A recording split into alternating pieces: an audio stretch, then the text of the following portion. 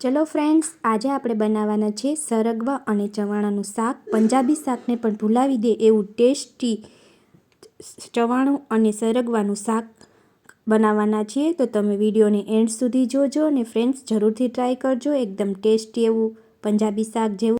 જય શ્રી કૃષ્ણ, જય માતાજી મિત્રો. ચલો આપણે સરગવાનું શાક બનાવવા માટે પહેલાં તો આપણે સરગવાની સિંગ લઈ લઈએ અને આ સિંગને આપણે કટ કરી નાખશું. નાના નાના કટકા કરી આવી રીતે આપણે કટ કરી લીધી છે બધી સિંગ.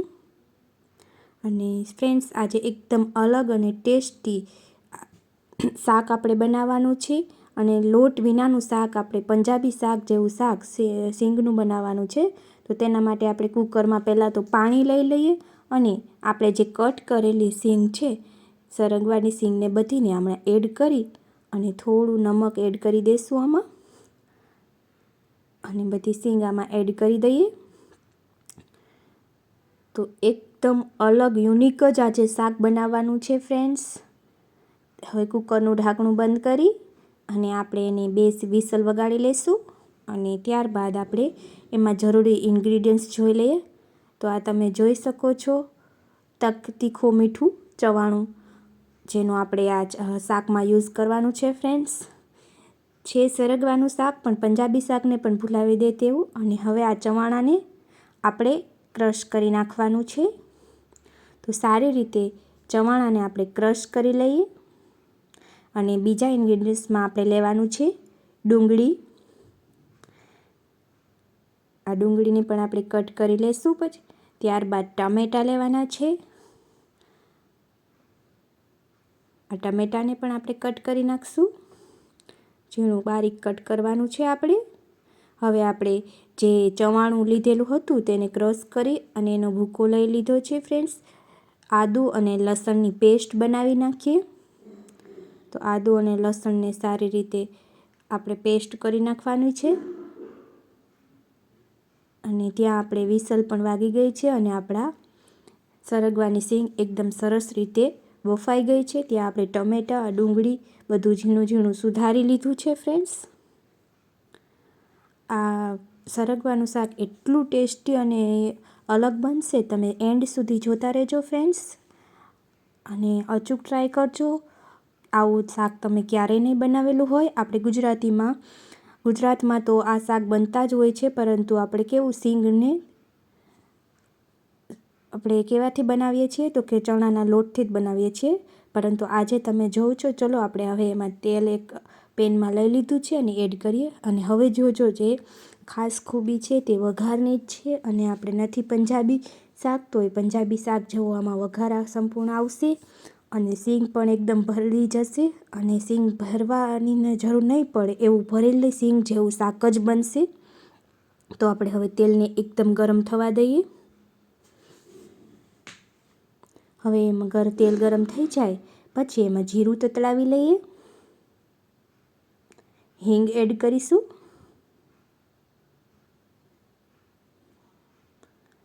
આદુ લસણની પેસ્ટ આપણે એડ કરી દઈએ. ત્યારબાદ ડુંગળી એડ કરી દીધી છે. અને હવે એમાં આપણે ટામેટાને એડ કરવાના છે અને સારી રીતે બધું હલાવી લઈએ.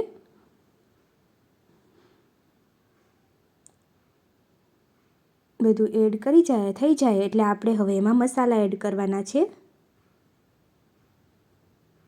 તો ફ્રેન્ડ્સ, બધા મસાલા એડ કરી દઈએ. હળદર, મીઠું. અને આમાં તમે પાવભાજી મસાલો કે પંજાબી મસાલો પણ એડ કરી શકો છો. અને અમે ઘરમાં બાળકો નથી, ઓછું ખવડાવીએ છીએ, તેથી મેં પંજાબી મસાલો એડ કર્યો નથી. પરંતુ તમે પંજાબી મસાલો અથવા પાવભાજી મસાલો, આમાં આપણે ગમે તે શાકનો મસાલો એડ કરી શકો છો, અથવા ગરમ મસાલો. હવે આપણે જે ચવાણું લીધેલું હતું એ ચવાણાને આમાં એડ કરી દઈએ અને સારી રીતે બધું હલાવી લઈએ. ધાણા જીરું એડ કરવાનું. નમક એડ કર્યું છે.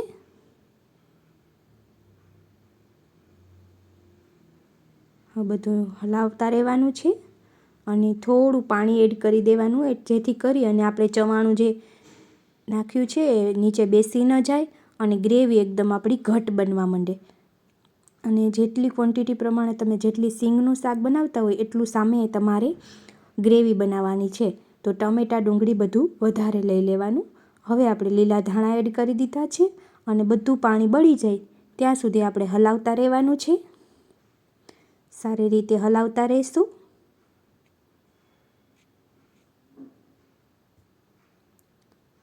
અને ત્યારબાદ આપણે એમાં સરગવાની સીંગ એડ કરવાની છે, પરંતુ હજુ આપણે ઘણું બધું પાણી છે એ બધું પાણી બળે ત્યાં સુધી આપણે હલાવતા જ રહીશું.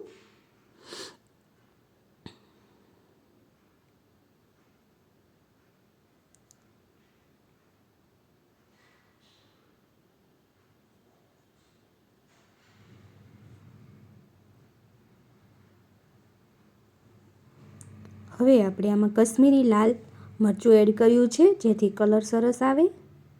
અને તમારી તીખાશ જે ઘરમાં આપણે ફેમિલી લોકો ખાતા હોય એ પ્રમાણે તીખાશ એડ કરવાની.